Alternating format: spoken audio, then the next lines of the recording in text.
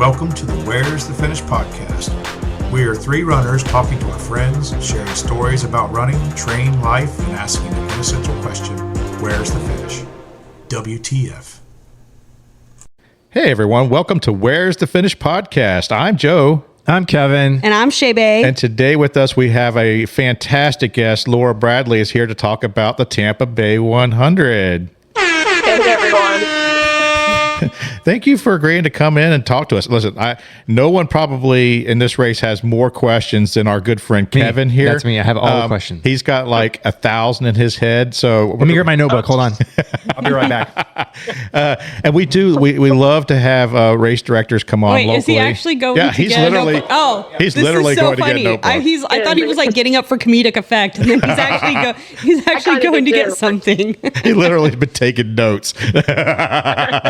No one. These two plan like nobody's business. So Kevin apparently takes notes. Shae has spreadsheets. I just show up for the fun. So see, I do spreadsheets for work all day, so I don't want them in my running or. Kevin's flashing you his notebook here, and it's literally a whole page of stuff. I got a whole page of shit here for you. Oh my goodness. So we do love having we do love having race directors come on, and especially our local race directors and friends to kind of talk about their endurance tours. There it is. I was going to say it. Endurance tour, and and we'd like to get it out there kind of the week before the endurance tour happens, so we can kind of let everyone know what they're getting into, and maybe you can answer questions that aren't as easy to put into words on a book or things like that. Just talk a little bit. But first of all, I mean, we've never had you on the pod, so would love to hear a little bit about Laura Bradley and how you came into the running scene and what got you into doing what you do now. I mean, I know you're really active with running, so can you kind of tell us a little bit about yourself? Yeah, sure. I'd love to. So, short background on me. I'm not from Florida. I grew up in Delaware. I was just telling you guys, my mom just flew home a couple hours ago back there. So I moved down here in 2007 to Tampa, and that is actually when I got into running. So I tell a lot of people, I ran forced running in high school, with field hockey and softball and stuff, and I hated it. I hated everything about it. It was just to stay in shape. I came down here without a job, so I couldn't afford a gym. So I started running around my apartment complex, to save money, and I fell in love with it. And a lot of people don't know, I never run the Upper Tampa Bay Trail anymore, and I know a lot of it just got damaged. But that's actually where I got into it. I ran with Run Tampa. I did all that stuff. Fast forward a bit, I ran further and further. I moved to Nashville. I moved to Memphis. I moved to Winston-Salem, North Carolina, and I came back here in 2014 and have been here ever since. And the difference this time was I lived downtown.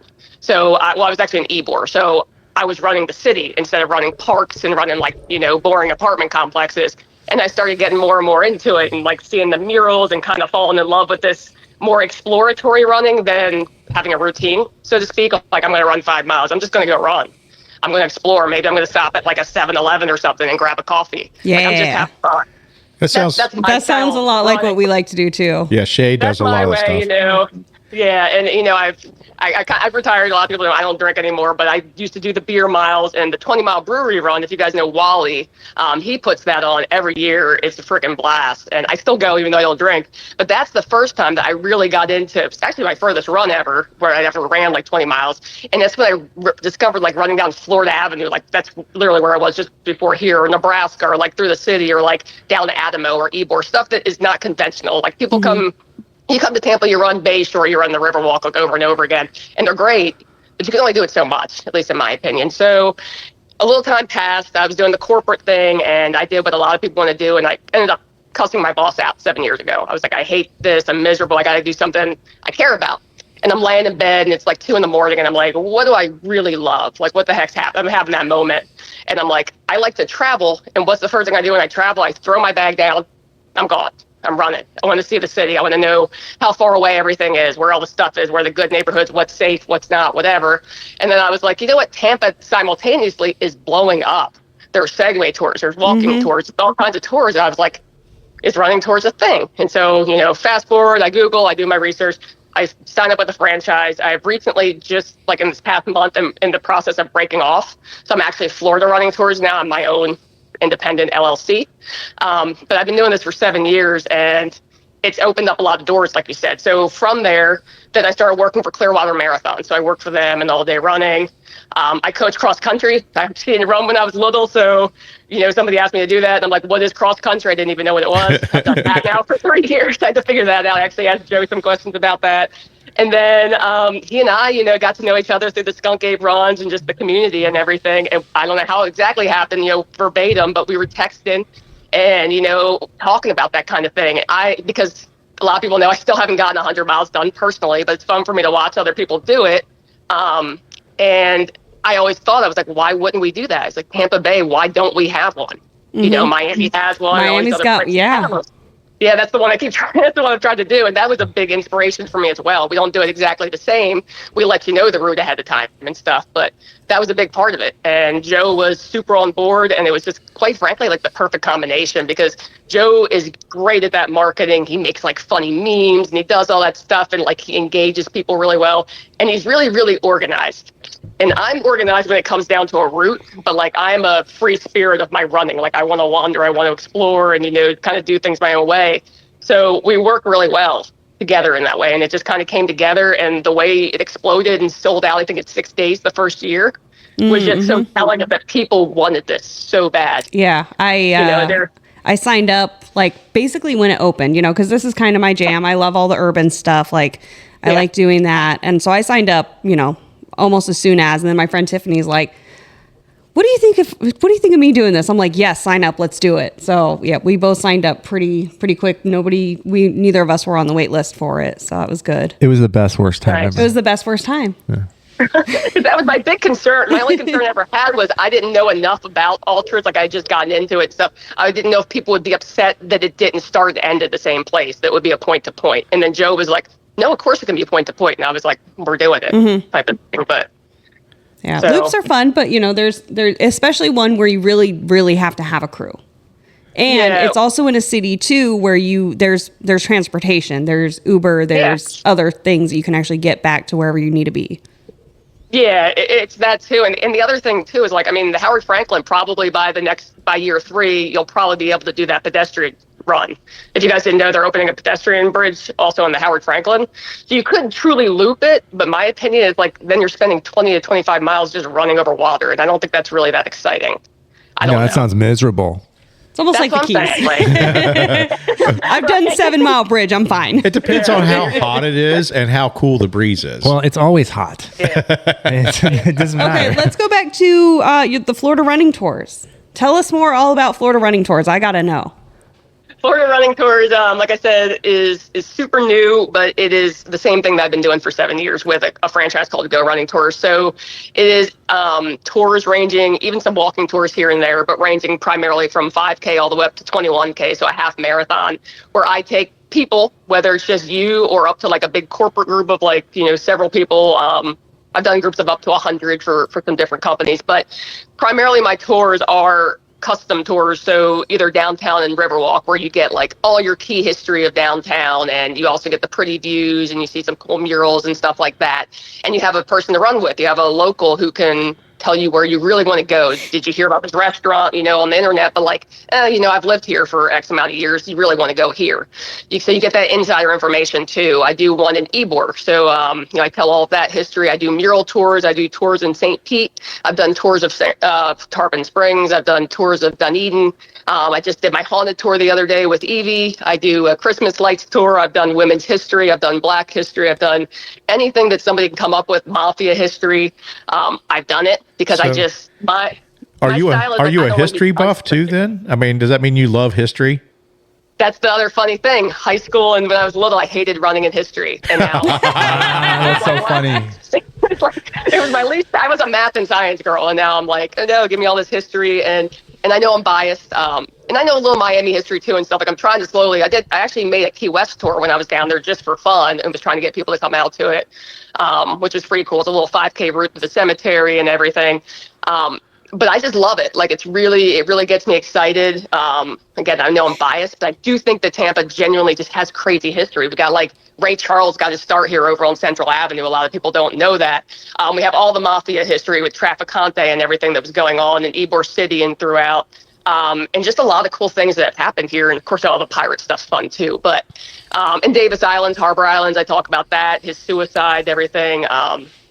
We just got great history, and it's a great way. I meet people. I've been in Runner's World UK. I've been on ABC. I've been on WFLA. I've done it's opened up a lot of doors. And back to high school, I was a big introvert and very, very scared to talk in front of a room of people. I barely got through college because I was so afraid of the presentations. And now it's running kind of changed my entire life, really. Well, you hit it on something also. I mean, it sounds like your business is also growing. You hired Evie Stengel as an employee, and so do you have any other employees that work for you?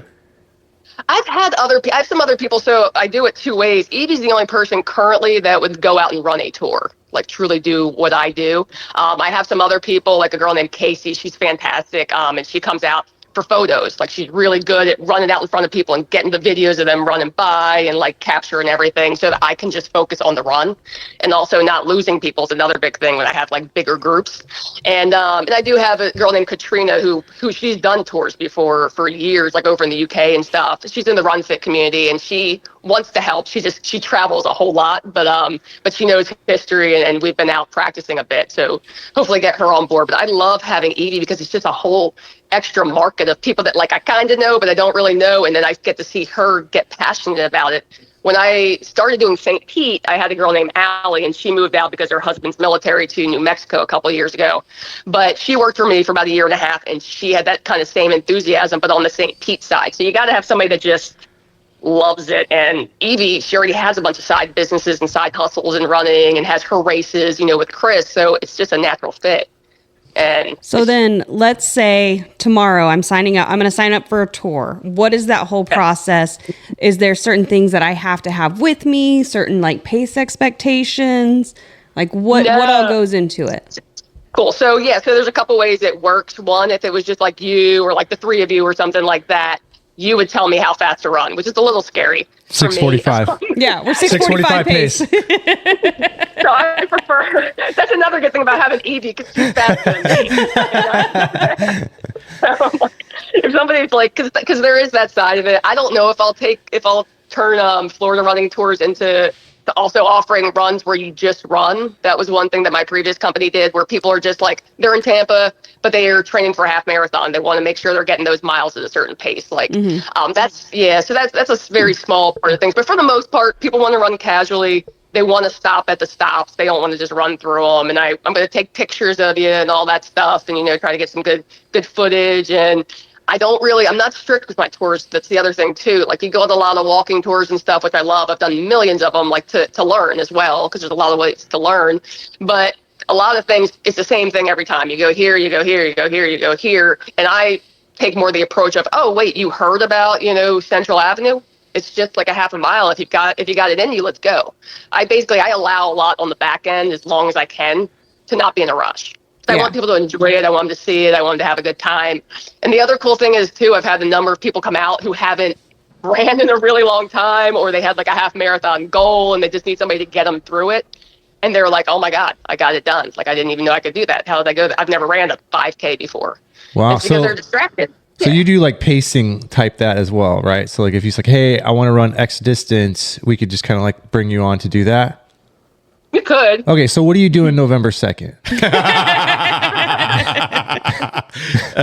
Well, you seem to know the course pretty well. I think you would be quite useful. So I do have a question because we are making a segue here. Where can we find out, or if someone's listening, where can they find out more information about your business, and how can they get in touch with you if they wanted to set up a tour?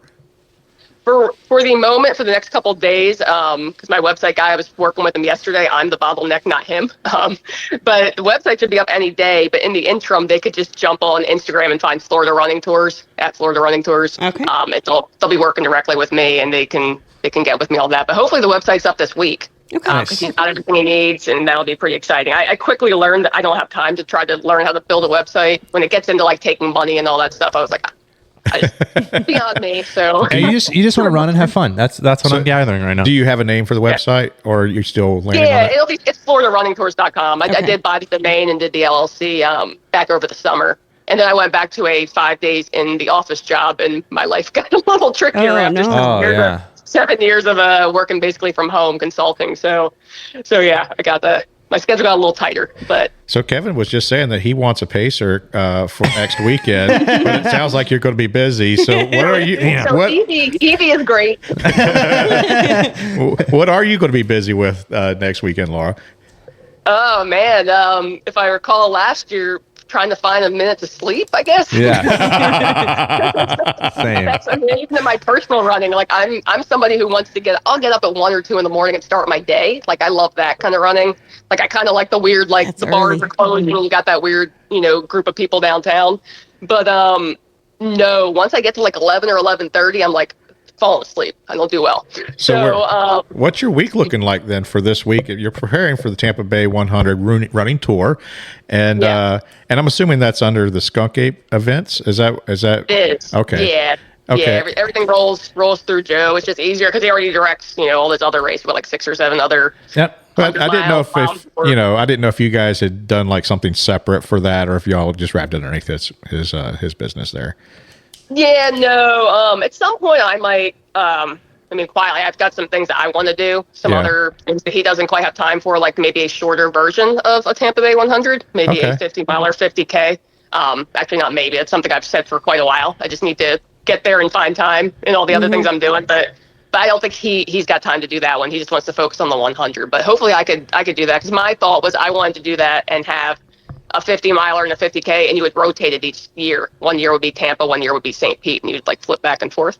But That's cool. That's just it was just my kind of little side thought. But no, for this week, I've got a normal work week. I'm sure a lot of people will probably be messaging me questions. I was chatting with him a little bit. I posted that thing earlier just about the clarification on the reroute. That's what I did my birthday morning was I went out and fumbled through that. So wait, is this the the Courtney Campbell Causeway? It's close. So, okay, for anybody who's Parts of listening, it, yeah. so the race around mile 30-ish, Yep. you get on this large pedestrian bridge it's over the Courtney Campbell Causeway, and it's a really nice, well-paved, I've run it, I've skated it, everything like that. Yeah. And it's like a main link between one side and the other. And so with this most recent hurricane, it's under closed. repairs. It's closed. So, and that's a huge pivot point. Like that's a huge point of the race. And you guys have to scramble to fix that and reroute. Yeah, and it was in the back of my head because I was trying to be, I live right here, so I was paying attention and posting that I'm keeping an eye on the course, and I knew there were concerns, and all that, and I've been to some cleanups and different stuff. And I said it the whole time. People were talking about the beaches, and the beaches are not like what you would want them to be. They aren't right now, right? Like we understand that. The cities are still recovering, but I told everybody, I said, it's that Courtney Campbell Causeway. I said, because it literally ripped up a bunch of the, concrete or pavement and stuff like that. And there were parts of the fence that kind of run along where we're open to the water that have been were knocked down. And I said, at some point they're going to have to repair it. So, but for us, it didn't scare me because I already had it in the back of my head, and I've run the way that we're going to run a bunch of times because every year I run to Citrus Park from downtown, which is kind of, if you're familiar with downtown and all that, and the airport makes that really tricky. Like there's not really a safe way. I've run through, not parking lot, but old industrial parks and stuff that were super sketchy, trying to find my way to that Chick-fil-A, not because I really like Chick-fil-A, but because they have a really big light display every Christmas. And I just like to go see it. It's just like a bucket list weird thing that I do. All right. I run. What? Okay, Fucking light up chicken. The Chick-fil-A has a crazy Light up Christmas display. You'll see it. It's on Waters Avenue, and I run chicken. it. Yes, I run it every year. But I knew if I did that, I already knew in the back of my head there's a way that we could fix this because Joe sent me the text, and it was like Welp, and it was like a screenshot of the Courtney Campbell thing, and I said, so what? I said we just go down Hillsborough. Yeah. Hillsborough to State. It's not as picturesque, but it is what it is. Yeah. I noticed. So less chance of horrible sunburn like I got last year because so I didn't do And sunscreen. a lot more support if you're an unsupported runner. You got stores, and, things like that. That is for sure because that's an 8-mile stretch across the causeway, so that certainly helps. I saw the change of the cash drop where it was after the causeway is now moved up by Felipe Park. Now. I know that the course is long. Was that by design? Was that because of some of the reroutes? Because it's almost 103 miles. It's because of the reroute. Yeah, that's what I figured. Yeah. Goddamn Before the reroute, it was actually just shy of 100. It was like 99 something. Yep. Yeah. 99.6. Well, you'll be assured to get 100 miles then. Well, yeah, I just can I get my buckle to update to 102 point whatever Hey, it's now. going to be? No. I will tell you. I'm at 100. Yeah, I was going to say, you can stop at 100 if you want, but you won't be getting the buckle. Ultra is always ish. It's always ish. It's Joe Fuller's always ish too. I've run a Every 100 race. miler that was 106 miles, and it still says 100 on it. Damn it. Because the other 6 are just the bonus miles. You got buckles. I didn't have to pay for those. Those are free. Yeah, they're free They were miles. free. I'll be cussing every mile after that. Just wait and see.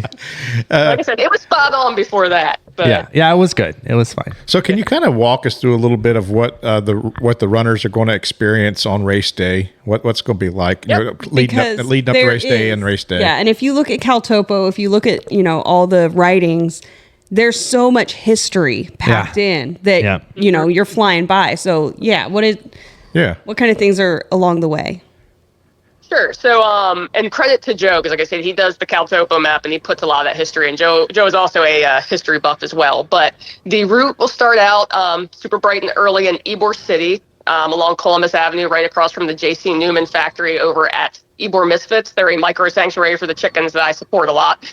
And they will run down Columbus Avenue, or Columbus Boulevard, excuse me. They will cut over a little bit and then ultimately come right back down Nebraska Avenue by a bunch of cool murals that hopefully they can see pretty well. And then they will cut over into Ybor City itself, the Ybor City that we think about, 8th Avenue and 7th Avenue. And for those who ran last year, Ybor I simplified quite a bit. And yes, it's very different. Yeah, I took out some of the channel side because I had to be honest with myself about the fact that people probably can't see these murals that well when it's pitch black out, right? Some of the things I wanted them to see. So I basically just took it down to 7th and 8th. So they'll go by Jose Marti Park. They'll go by all the mutual aid societies, the German Club, Centro Español, the Cuban Club. They'll get all that history of the Columbia restaurant, really the key things that you just want to see in Ybor. And then from there, the big difference is instead of going down Adamo and seeing like the Adamo Drive mural project and then cutting up by the port and kind of weaving in and out of Channel Side and seeing all the different murals and sites there and Sparkman Wharf and so on, they're just going to take 7th Avenue and just go. And they're going to take 7th Avenue all the way into the Heights, which is that's my area. It's where I live. And I love the Heights. It's one of my favorite neighborhoods, and they have a lot of cool murals, and it also runs parallel to the Riverwalk too. So they'll come over into the Heights. Then they'll make their way back into downtown Tampa. They go by everything in downtown Tampa. They go by the Tampa Theater. They go by the Floridan Hotel. They go by University of Tampa, Harbor Island, and then they will see Davis Islands is another thing that I added too. We didn't have Davis Islands in there last year. Mm-hmm. This year they are going to go into Davis Islands and do that quick little loop, not a full Gasparilla loop or anything, just a short little loop, like the same thing I do on my tours. And then they will come out. You got to go on Bayshore for a little bit. I talk smack on Bayshore all the time, but just because of the nature of what I do. But it's beautiful and everything. And there's also timing. Timing goes into these routes too, right? We want people to be there ideally at sunrise, and seeing. And it also sometimes the Courtney Campbell worked out that way too, but obviously that changes. So they're going to do all of that. The other difference is they're going to cut over into Hyde Park, so they're going to go down Rome, and they're going to go right through Hyde Park Village. I believe he's using Irish 31 for a supply cache there. Is Hyde Park back open? Or is that open now? I know they had. I was just there yesterday. Okay, so I know there were some issues with it. There were some parts, especially of more like a North Hyde Park, I think, where some people didn't get power back for a little bit longer than literally anybody else. It's pretty close to where I used to live, over by like Kennedy and all that, in Azeel. So they'll go down through Soho, and then the other big difference is instead they used to go down Howard and go straight into West Tampa, but here they actually go back down towards downtown. So they're going to go down Kennedy. They're going to see some cool stuff that way. And they're going to cut over and they're going to go through NoHo, which is anher kind of new neighborhood. It's just kind of cutesy. And they'll run through no hookers in there. No hoes. No hoes. No hoes. God damn it, Joe. So I'm not allowed to go and crew at this part of the race? Is that what you're telling me? That's what it is. No hoes allowed. I guess I'm self-crewed. I'm screwed in NoHo. You lost me, Joe and Sue, just right there. Oh, fuck. Okay. That's funny. So the uncrewable part. The uncrewable after part. that. No crew, no hose. No hose. And then the hose can come back. when they get into West Tampa. That's where all the hoes are at in West Tampa. Yeah. Depending upon the hour. Yeah. So you'll go through West Tampa, and then you're back to kind of what you remember from last year. Going down Columbus again. Joe knows it drives. I don't like going all the way around the Bucs Stadium. I think it's excessive, and Joe knows it. We battle back and forth, but he likes to have all the sports stadiums in there and all that. So I get it. Again, I'm not a sports person. Last year there was a 5K happening at Raymond James, and it was so I was going to say I have participated now in 5 different races where I have then become part of a 5K. And I love it. I love running an ultra while everybody's running a 5K. I just hope that the timing mat.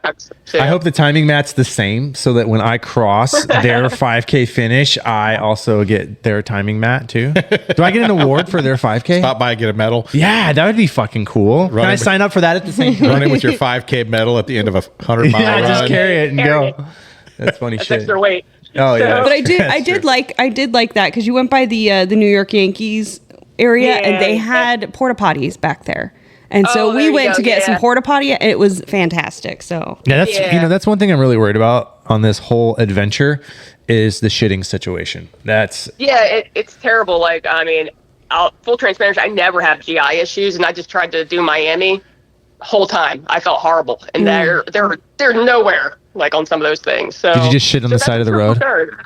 No, I didn't. I just suffered. Oh yeah. See, I would shit in the road. I'm crawling into a garbage can. I almost did that at Keys a couple years ago. I had to pee so bad, and you know how they stress: never go to the bathroom, don't pee outside. You know, you need to pee in a contained area. Like it's a huge rule for them. So I'm going on this bridge that's like 2.5 miles. And I have to pee so bad, and I'm looking at every single garbage can, thinking, "Can I jump in there? Can I jump in this garbage can and pee? Will I be able to get out?" Well, peeing's easier because during the COVID stuff, when nobody would let you use their bathrooms, that was a big problem for me. So I just got into the whole I just wear shorts and I just act like I'm tying my shoe. And you do the sideways. And if you're in an obvious place, they would never think that you would do that somewhere that blatant, right? At least but for the other stuff, I don't know what you do. So, but just real quick, so back to the route, I'll finish that part. Yep. So you go through that, you're down in Columbus, you know I'm going to find a way to be at Mons Venus, taking pictures of people or whatever. That's my favorite. So we'll go by that, and then you're gonna, do the Cypress Point, and then you're gonna do the reroute, which isn't super exciting, right? Like you missed the Courtney Campbell, but it is what it is. Not a big deal. It's safer. It's what we have to do. Yeah. So you're gonna go down that little path where the planes fly over you real low. You're gonna go through Skyway Park, sports complex. You're gonna do that little cut through. You're gonna go down Memorial, and then you're gonna go into Hillsborough Avenue, and you're gonna go down Hillsborough. And then you're going to kind of bear a little bit left, and you're going to go through Oldsmar. And you do get a pretty bridge there, so you get a little bridge action. And then you're going to head back over to Safety Harbor, and then you're back on what the course was before, right? Mm-hmm. Yeah. So the only thing is you missed the Courtney Campbell, and you missed the downtown Safety Harbor, but you still get Felipe Park and all that stuff. Then you go up into Dunedin, you get Jeff's aid station, which is always a good time. You get to hang out there. No, we're not hanging out. We don't hang out. No. We get a food and we fuck off. That's what we do. All right. He's very focused on not spending all the time. Like we can't hang out at the aid station. Everyone except for Kevin. Yeah, he's saying this because he wants to do that. I do. I want to hang out, and I want to. If there's one to hang out at, that's a good one. Oh yeah. I got to spend an hour there last year because Tiffany was getting her feet taped. Yeah, Tanya. And so Tanya was taping her feet and everything. We had to wait a little while, and then she got her feet taped. So I was just chilling, listening to music. Yeah, Tanya was out there saving lives and getting people back in the race. Yeah, she really did. And I hung out there too long too. I ended up on the golf cart with Benny riding around or something, talking shit with people. But so then you go from there, you go into Clearwater, you go to Clearwater Beach, you do the beach thing, you go through Gulfport, you go by the casino in Gulfport and everything, and then you go into downtown St. Pete. And downtown St. Pete, you get a little bit of everything there too. You get the Central Avenue, you get the First Avenue. Depending upon what time you're going through, you might see people out at bars partying. I love that kind of stuff because people will usually cheer for you. You know, they're a little drunk and stuff, and it's just kind of fun. You get good energy. Maybe some people might need that at that point in the race. You're in that last, 15 miles. You go through the Deuces. That's the historically black area. So you had a lot of like Cab Calloway and people with the Chitlin Circuit, similar to Central Avenue in downtown. Now, I realize, though, that part, I will be fully transparent. It's a little sketchy running from Gulfport to St. Pete. There's no good way to do it, because that's the other thing that we took away was going down the Pinellas Trail, which is sketchy too, right? I mean, at night, yeah. Well. and really it's illegal technically. You're not supposed to be on. So so we're not doing that this year, but it's a little sketchy, but you'll be fine. I run all this stuff all the time, and instead you go through there, and then you end up going down 4th Street after that, and that's another place where you can get supplies if you needed to, and then you're just going to come down by the water and you're going to run it in. That's the other thing I got rid of, is we don't go out on the pier anymore, because some people got stopped. Got stopped for that. That pier's so long. And they don't torch you with running by the finish and then having to keep going. Yes, thank God. It was insane, because it was, you can basically see across the park, and there's the finish over there, and we were still 10 miles from the finish, and I wasn't going to tell. So I knew where we were, but my friend Tiffany didn't know that like right across this park was the finish. So I was just like making sure she's not looking over there, because we still had 10 miles to go. Yeah, because it was her first 100 too. It was her first 100. So and she was struggling greatly, but we did it. Yeah. So I tried to get rid of that stuff, because I know the Cal Topo too, like with the deuces area last time, the way I had people do stuff, if you cross over the same thing, I guess it messes up the map a little bit. It makes it confusing. Like when you do an out and back, I guess it's confusing on there. So I used to have us doing an out and back through the deuces, but no mas. So yeah.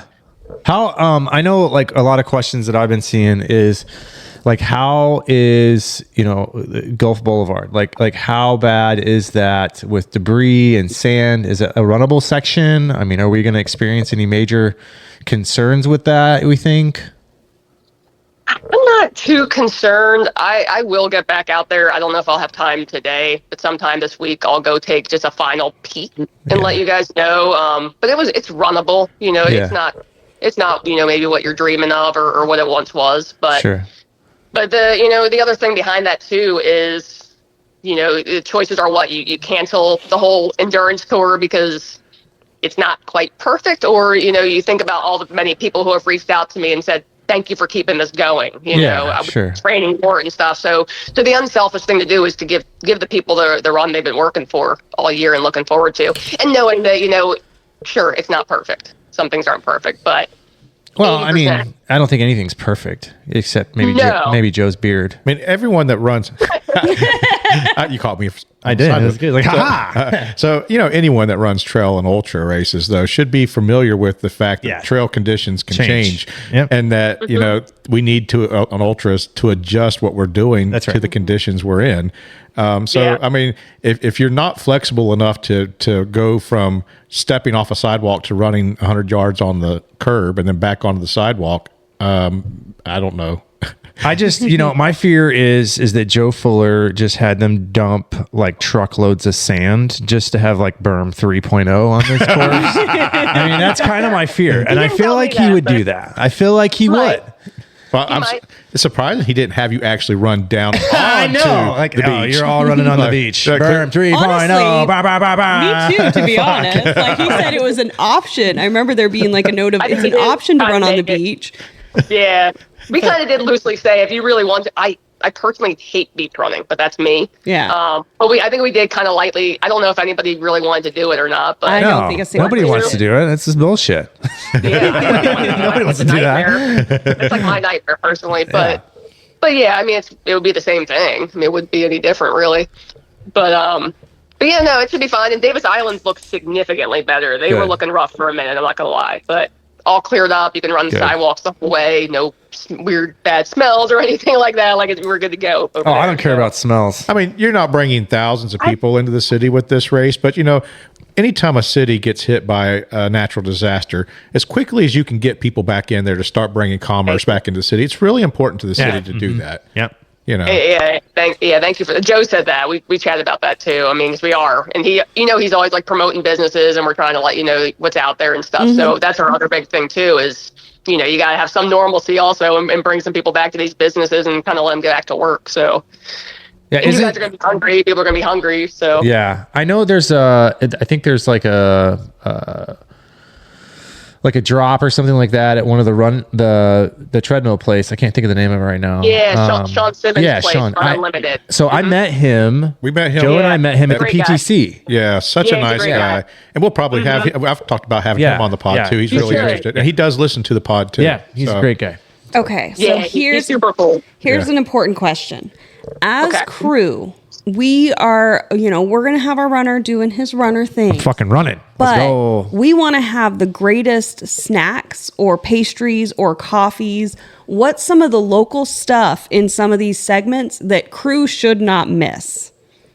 Crew should not miss. Number Yeah. one, I'm going to tell you our new Gulfport aid station. Their food, all of it, just slaps. Like, it's all good. Yeah, All that's the sandwich brewery, right? Yeah, Gulfport Brewery. Their Yeah. food is fire. Before I went back to work, like full time or whatever, I was always going to that Tuesday run, and part of that was eating afterwards, obviously. So definitely recommend them. On the Tampa side, not a lot's open super early Yeah. for like your 5 a.m. stuff. But once you get on Columbus Boulevard, you've got places like Alessi Bakery and different things that you won't run right by that. But you do have. Oh, that doesn't matter if he's running by it. If it's don't local give a shit about for running. us, we're going to go get yummy snacks. Yeah. Oh, Lots you of guys food want to eat there. good. Got Yeah, it. yeah, this is for okay. us. Okay. Antojitos you will go by. I'm probably maybe not saying that right, but that's on Columbus and Howard. Columbus and Howard, that intersection. It's just like a little place, and they've got all the pastries and everything. Because everything on Columbus Boulevard is all Spanish, Cuban, yes. Oh, and yeah. it's one after another. And you said that was Columbus and Howard? Howard. Yeah. Yeah. I can't. I Yeah, love a Columbus Cuban Howard. bakery. Oh, Cuban bakery is the yeah. best. So I do a run Oh, yeah. sometimes that like I like to like I've routed it out. Like basically we start at the trailhead and then we go to several Cuban pastry places along the way. Yeah, So that's yeah. like, Yeah. I like doing the urban adventure kind of things just like that. So, I just like to get the really, really, really caffeinated coffee. yes. Make me a colada. I make me a cafecito. I have a mocha pot. I you have know. a mocha How pot about- at home okay. and at work. I want you to bring it so what? that A mocha pot. mocha pot? It's the you know what it is. Oh, yeah. As soon as I show you, you'll Yeah. know. It's what you make espresso out of. It's a little percolated screws coffee. together, and you put the coffee Okay, in the okay. bottom, and then it's kind of I think I do know what you mean. Yeah. yeah. Okay. It's good shit right there. Yeah, that's what they make the good heavy duty All right, so coffee out of. I do have a question regarding the Gulfport Brewery. Since that is an official aid station, are there hours of when that aid station will be open, or is it going to be open the entire race, or how does that going to work? No, they'll be their normal business hours, but I think that they are open till pretty late, like 11 or 12 or something like that. Okay, yeah, I do think I know what you're talking about. Yeah. I can see it.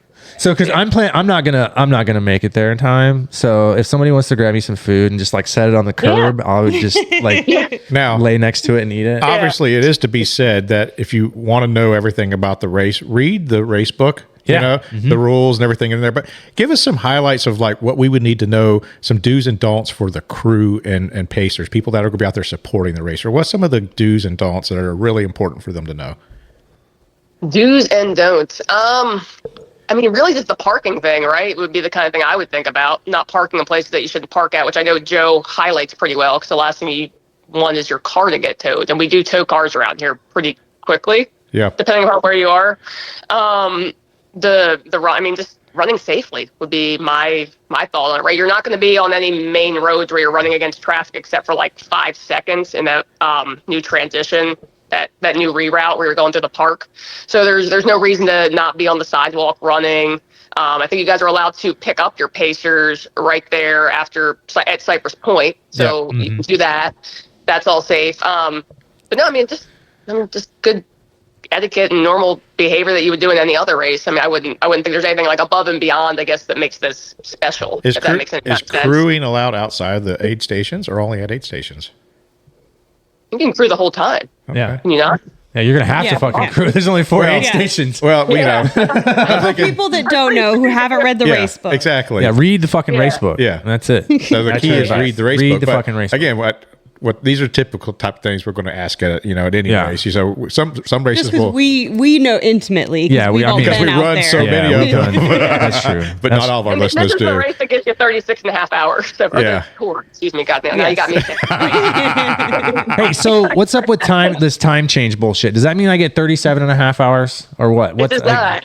We had this last year too. know. I all of a sudden remembered it or whatever, and I was like, that's probably you're tripping out at that point. And you're like, what? You know, like how did I do those miles? But no, it's not going to change anything other than So cutoff, It's under- the race cutoff is 3:30 on Sunday. Is that right? Or is it 4:30? I don't know. Math ain't mathin'. Yeah, so you spring forward, fall back. So you're losing an hour. Okay. At 2 a.m., it's going to go back to 1 a.m. Yeah, fuck all that shit. I just want to run. So if you start, y'all got to figure the rest of this shit out. If you started, we'll do your math. Yeah. We'll do math. We're there to do the trail math for you. Yeah, just keep going. Yeah, right. Just keep going. So, what's our participants looking like for this race? I mean, what kind of people do we have coming to our endurance tour? What type of people do we have coming to tour Tampa with us? Is it sold out? I think it's sold out. It's been sold out. Sold out. There's still like 20 people on the wait list. Yeah, if you're on the wait list, respond to your email. Yeah. No, I don't think there's anybody not responding. Yeah, I think we're down to like 90. I think he said last night, and he's still expecting a little attrition, for people who just don't show.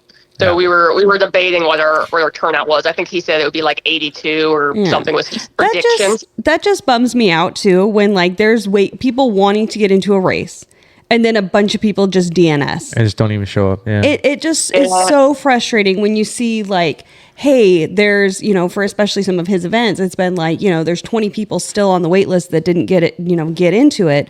And then there's 30 that just don't show. And it's like, how hard is it to send an email? Well, if you don't read the email, how are you going to send an email? I don't read race emails. I don't read them all either. There's a lot, but Joe sends really good ones. Like he puts a lot of work. I will say this: Joe has done very well with his amount of emails that he has sent this year. Historically, in the past, it was an email a day keeps the race away. I think Joe has become a busier person. He probably has. He is. I think he started a new job and stuff like that. Oh, okay. Wait. So it does look like the wait since the last time. I think I checked it like a week ago. Oh, he cleared the wait list. So there's 6 pending people on the wait list. Nice. Not too bad. Tyler, it all kind of dropped. Tyler needs to get on the wait list. Yeah. Tyler, I know you're listening. Get on the wait list. You can run this shit with me. So the likelihood with 6 people on a wait list of someone coming off the wait list is pretty high. I mean, that last week we do usually have people that drop out of races last minute. So I would suggest people as they're listening, because we're going to release this podcast tomorrow. As they're listening over the next week, to be checking on that regularly if you want to run this this endurance tour, to make sure that you get your name in, because there is a chance that this wait list could be cleared out. I'm pretty sure that's what his update was last night, that he's reached out to everybody. I think pretty much. Yeah. Because he said to me, he said we're down to 90 and the wait list is emptied out or whatever. So I think everybody's got a chance if they respond or see their email. Yeah, right. Good. I'm just really excited about the, again, like you said, the last year, you never know what you're going to get. You don't know what to plan for. We have a race that's coming up in a couple of weeks, and it's the very first one we've put on, the first type of this race in Ocala area. Okay. And you just don't know what to plan for. However, into year 2, you've got the previous year to kind of inform you. So what have you learned from last year that you were able to implement into this year? A lot of it was the course changes that we did. I mean, the simplifying of things, not, doing out and backs and stuff, where there were a lot of people, like I was mentioning, out in the Deuces area, they got really screwed up on their GPS, as I understood it. Or I believe a lot of people completely missed that out and back, to be completely transparent, because it just wasn't clear. So some of the cleanup that we did on the route, if that kind of makes sense. So what is the Deuces area? 2-2. The Deuces area is where... Yeah, 22nd, where they intersect. So it's the same as like the every area kind of has like a black neighborhood, basically. Historically black neighborhood. Yeah. So where you went down and you did the loop and went back up. Right by the History Museum and all that. Okay. Yeah. I remember. Okay, I remember that part. Yeah. Yeah, I love that little area over there. But yeah, and historically too, with urban renewal, just like here in Central Avenue, you can obviously see you run under 275, so those neighborhoods always get taken out by highways. Is kind of what happens. Yeah. All across the entire country. That's just how those have gone. But it's a good neighborhood, and I just think it's important. I try to incorporate all the different little neighborhoods and all the history and everything as much as possible. Well, yeah, I do remember last year when the race was over, and one thing we will freely do is critique races and race directors in this podcast. And one of the things I think that the most people talked about last year after the Tampa 100 was the course itself. Some of the, especially like what you're talking about right now, is the little outbacks or the little, like you're a lot of miles in a very small area. and people getting kind of confused with the Yeah, I course route. remember going through the Ebor part. It was kind of like the Scooby-Doo thing where they're going through all the different doors because I'm running down this way. So I'm running down this, and then I see a bunch of people crossing this way, and I'm like, where are y'all going? Because I hadn't gotten to that part. Yeah, it was just like the Scooby-Doo doors. Raggy. Yeah. I remembered that too, even in the St. Pete area, because like we were by. We saw the same Tropicana statue. Field. Oh yeah. And it was like out and around, like why they're going the wrong way. So Why are they we're going that way? coming down this way by the field, and wait, was it by the field? Yeah, Could it's have by been. Tropicana Field. And then we saw people going on the sidewalk, but we were over under here. the thing and going over. Like we're going under this bridge, and people are going this way, and it turns out they're like 10 or so miles ahead of us. Because then, like later when we get there, we're like, oh. We cleaned up that kind of stuff. That would definitely be number one takeaway. And that's the thing, like with any route, you don't know until you know, right? Because same with my my painted horse route. So I do the painted horse urban ultra here. I'm familiar with that one. Yeah, and so like I've done ones where it's like it makes sense to me because I know exactly where they all are. So it makes a lot of sense to me. And so then getting feedback from other people is so helpful because then you're like, this person who's not even from Florida is coming in and doing this race. Well, and the very first time you do it, and like Laura, you've said you've never ran 100 miles. So you've obviously not ran this entire course at one time. You've run probably all parts of it. What are you doing Saturday? What are you doing Saturday? You want to run it? But as you piece these things together, they look differently as you piece, put the sections together. They do. Yeah. So, well, kudos on you guys for taking the feedback from last year and improving upon it. I didn't really hear any other comments about the race myself that seemed to be like people complain much about. I mean, well, just a lot of turns. I don't think anybody like complained about it, but I know if I had my original plan was to do it completely self-supported, because that's the kind of that's the kind of thing I do, but. Based on the supply drops that were out there, they got cleaned out relatively early. And so like getting to them, there was, nothing in them pretty much except for a couple of hot Cokes. And then in some of the night portions, there's nowhere to go. Yeah. No, and that was a big part of having adding Run Unlimited in there in that supply area around the Deuces after Gulfport, and then also having them go down 4th. Because if you are in downtown St. Pete, that's a huge thing. I've done that. I've done like my own weird ultras from midnight to 7, like around downtown St. Pete for no reason. Like I do that, just like sounds like you do the same kind of stuff. And there is nowhere to get a water or a Coke or something. It's very, very challenging at certain hours. So we've got the Run Unlimited there, and then you'll be over to 4th Street in time where they've got like a 24-hour CVS and some gas stations and stuff. So you'll survive and get through. And then there's still that other aid station there at Doug's house for those last few miles as well. So we tried to cut. So that was to answer your question. The two biggest takeaways would be one, course smoothing it out, making it a little less confusing. Just because it works in my brain doesn't mean it works in everybody's brain. And part 2, making St. Pete a little safer, for lack of a better word, or like easier, less chance of running out of water or supplies and stuff. Yeah. So we tried to make St. Pete just a little more runner friendly and less obstacles.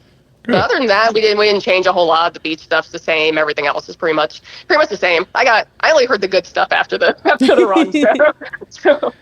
So what kind of participants do we have running this? Do we have any really fast people we're looking at? I mean, who's registered for this, and what do we think the endurance tour results are going to look like at the end? Since we're not racing each other, we're just touring each other to the end.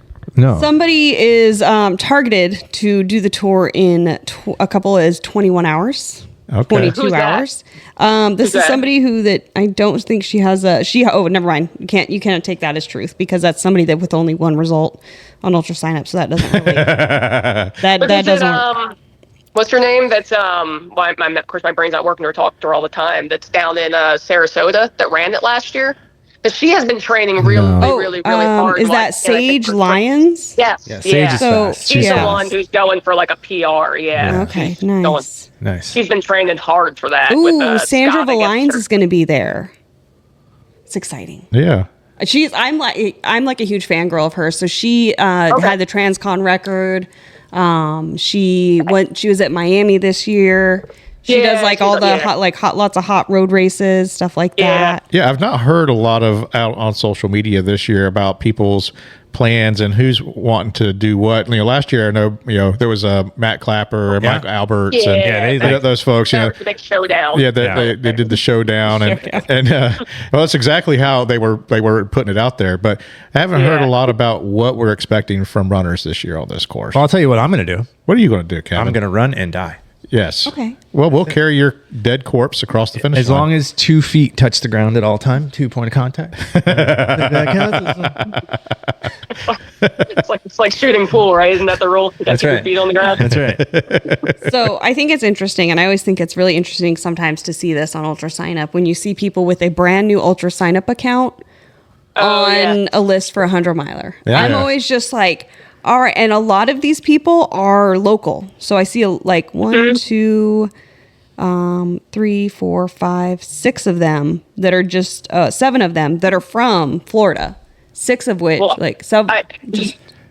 I think a few people did that with PTC because I had some people like reaching out to me for advice who had never done ultras, and I'm like, oh, okay, you chose PTC. There were a lot. I was looking at it. I'm like, a lot of people chose this as their first. Whoa! They just had no idea what they were getting into. PTC was great. I had a great time. Yeah, but you also have more experience. That's true. And you can't take it away.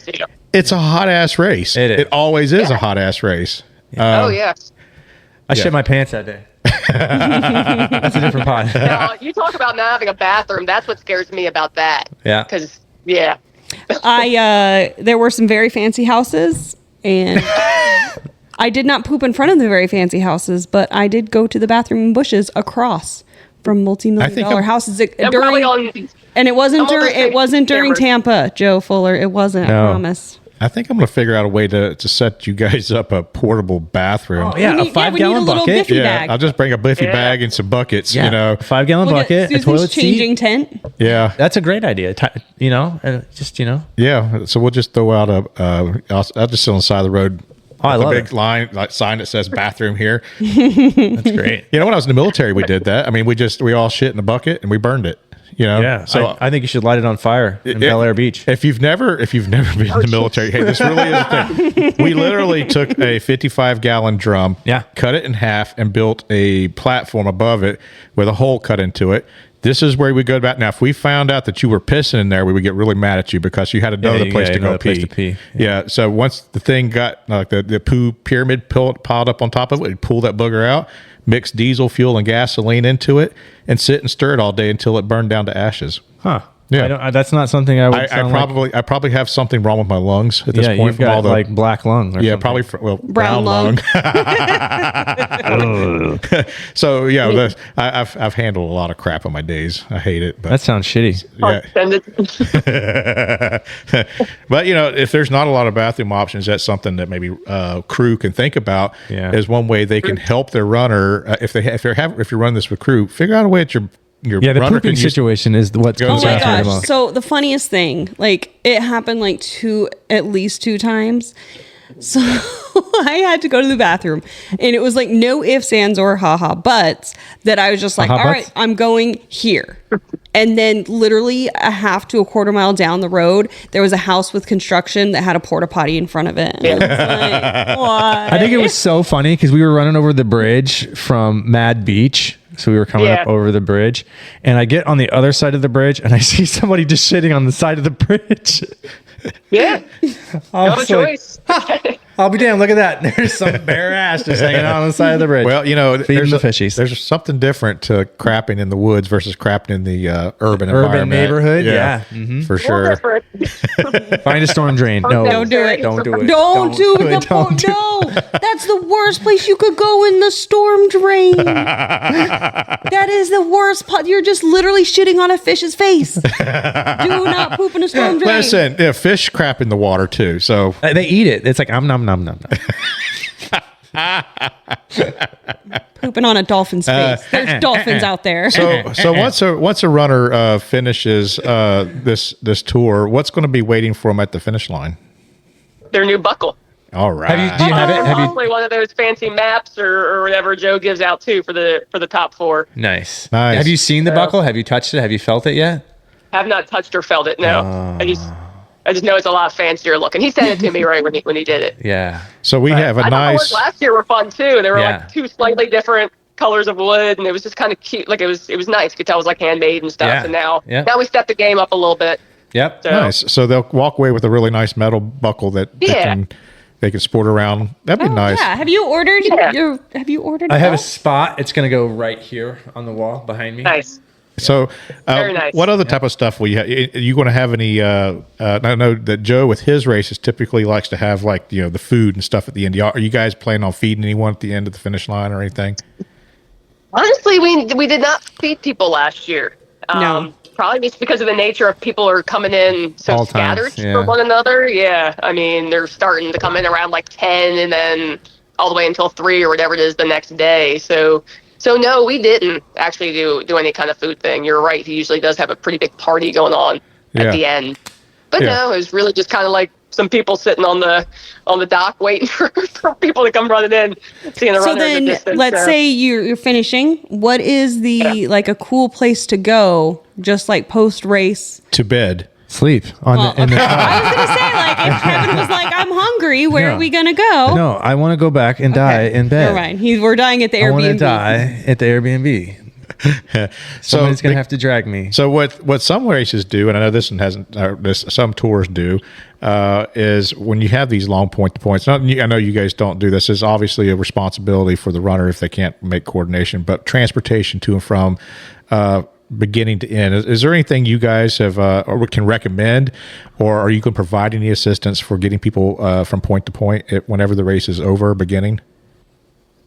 No, we did not do that. Most people just did Ubers, or they had crew there anywhere way to take them back to their car. So no, we didn't offer any kind of transport. The only thing that we do is the JC Newman Cigar Factory allows like crew and stuff to park there in the morning to use their garage so they can park somewhere kind of safer. But we don't like give anybody any place to park officially for the whole weekend, or provide transportation or anything like that. Okay. That would do not do. So I would suggest if anybody hasn't booked it and you still need to book it, and maybe post this somewhere else. But I've done this the Great Southern Endurance Run. You start at the top of Kennesaw Mountain through Atlanta and end up at Stone Mountain. What we did is we would schedule the Uber the day before, so you can actually schedule the Uber to arrive at a certain time. So then you know you have a ride. So Then you have to run really fast to make sure you're there. Tom. Yeah, that's the only thing. You got to know when they're gonna. You got to make sure. No, you get oh, there. sorry, the Uber to take us to the start. Oh, to the start. Yeah, because you have to be at the start at like 6 park, or so a.m. Park at the finish, shuttle to the start, and run back. Yeah, or like what I did one of the times I did, it was like I chose an Airbnb that was literally 2 blocks from the finish. Yeah. And so then just took an Uber from there to the start. So what is the parking situation like at the finish and beginning line? I mean, you said Fenway Park. You did say there that there is going to be some parking available at the end. You said At the start. Is at the start? Yeah, because at the start, you can obviously street park on Columbus for free and all that kind of stuff. And I will warn you, my phone is on like 8%. Okay. So just kind of warn you, it did the little ding thing or whatever. And I know if I try to plug it in, then I'm going to look like some weird angle or something. So no, at JC Newman, the security guy, he opens up that lot and lets people pull in and park right there in the morning, just so that you can park right next to where we're going to start instead of like ending up parking further down Columbus or something, since we obviously do have a lot of runners. But beyond that, no, there's no specific place to park other than that. When you come back and you're coming towards the volleyball courts and everything where everything finishes, you really just kind of have to park along the road up there or in that little parking lot for, was it North Shore Park, where they do the swimming and stuff like that. Depending upon the hours, you can pull in there. I think it was around like 2 a.m. that they did come through and were like telling cars to get out of there at some point. But otherwise, any other hours, you can just pull in and park right there at North Shore Park and just walk right up over the sand and watch them finish. Right. And then obviously the best place to get a picture is right out there on that little dock or pier or whatever you want to call it, because they have like spray paint and it's kind of pretty, and maybe you come right in for sunrise. That's how I always want to do it, is sunrise, sunset, sunrise. Oh, you're so hopeful. That's the way it's designed. That's so cute. Well, it does. Not all runners are designed that way. I can tell you that much. It does sound like it's going to turn out to be a fantastic race. Really excited about all the people that are endurance run. It's so hard to not call it a race. I know. Yeah, it's not a race. It's endurance run director. Not a race. It's looking fun to be at the Not a Race with you. Not a race. So anything that we haven't really kind of touched on that you'd like to let the runners know? No, I mean, we've touched on it. My only thing is just please have fun. I know other than Sage, I don't think everybody's trying to get a PR out there. I'm PR. He's going to get I'm fucking PR. So many people are going to get a distance PR. Yeah, 100-mile first time. Too. That's the cool thing, right? I think we had quite a few finishers last year, more than like most tour. See, Not a race. Not a race. Not a race. Not a race. The whole point of it is just I want people to experience selfishly a little bit what I love. Exploring these places. Isn't that why we all put on events? Because we love something so much that we want to share it with other people. And isn't there the reward when they say that they were like, oh my God, I've lived here for 30 years and I never saw that or didn't know about that and stuff, and you get all the history, and it's just. And then you see it every time, I go down that area, I see the whole area in a new light because I'm like, I ran here, I was there. It's a completely different experience to experience a city on your feet versus driving through it. Yeah. And that's what I love. And you probably, because of doing the painted horse, you probably understand there's even value in which way am I running down the same road, because it looks different a different way, and they're very sensitive if they run it that way. So like all that, in my head is really important. As weird, as crazy as that sounds or whatever. But I just want people to enjoy it and just soak it in and finish. Well, these two weren't out there last year. I wasn't out there last year. I had something else going on. So looking forward to myself seeing what it is that you love about this area and experiencing the course, and maybe put it on my list so they can crew me next year. Yeah, let's go. So and thank you so much for coming on and talking to us. And listen, also put out there, because we like you said, we do direct because we want people to experience what we like about the sport. We do have a 5K that's going to be coming up in about 2 weeks from release of this podcast. That we're doing the Land Bridge Trail 5K. So cool. and the whole point of this race is to introduce people in our community to trail running. So it's a shorter distance. It's going to be supported. And and there's going to be a lot of other people out there, so you can get out and run on trail or hike on trail or just be on trail while having support there, and not have to worry about a bear carrying you away or whatever your fear is. So and there's pancakes. And there's going to be pancakes at the end, so we are going to feed people at the end of ours too. Yeah. So awesome. Pancakes are always a win. Yeah. So make sure you go out there and register for our race. It's on Run Sign Up. It is on Run Sign Up right now, and then be following next week for results from the Tampa Bay 100. We're really excited about that. Okay, and I know your phone is about to die, but I do have a question just because. So this is something I've done when I've gone to another city. I contacted a company that does walking tours, and I said, hey, I'm going to be in your city. I have this many miles. Could I pay you to put a route together for me? I'm staying here. Is there a route that you can give me? And then another time when I was visiting up in Pittsburgh, I said, hey, does anybody know of a good route? And one of my friends made up a good kind of route to see a lot of the city. If somebody is coming to visit Tampa, do you offer to put together routes for them? Is that part of your thing rather than just the tours? I could, and I have. So I would. It's not like my official business where I wouldn't find on the website, but yeah, for sure, that is something that I offer. Because that's always something that I would like to be able to go to a city. Reach out to somebody and say, hey, I'll give you money if you give me a good route, because I'm not going to, I'm just going to sneak onto Strava, see where Laura's running and just steal a route. That's how we ended up in Caliente. Can't find those results online. No, you sadly cannot.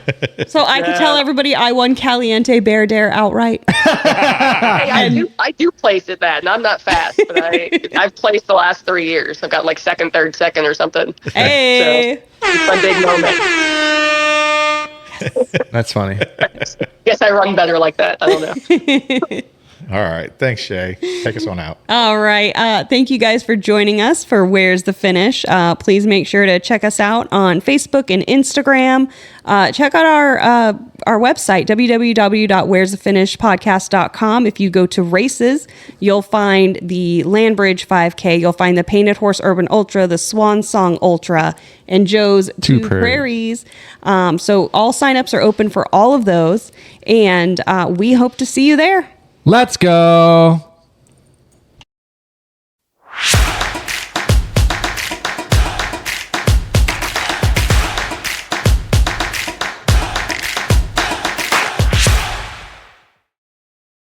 Joey. Little Joe. Little Joey. Little Joey. Oh, wait. Is that a cartoon character? I don't know. Little Joey. I don't know. Joey. It should be. It should be. I was thinking like a kangaroo. Little Joey. Yeah. We're just going to put him in our Joe, pouch. you need to get a pouch. Yes. Joe, get a pouch. And then we you can put carry little Joe Fuller in. Oh, we can get like a Oh my doll God. made with his face on it. You get like someone to print a doll up with his face on it. Oh, I love it. And I We can could- put it in a pouch. And you need a great. kangaroo onesie. A little kangaroo onesie. It's little Joey. I love it. Oh my God.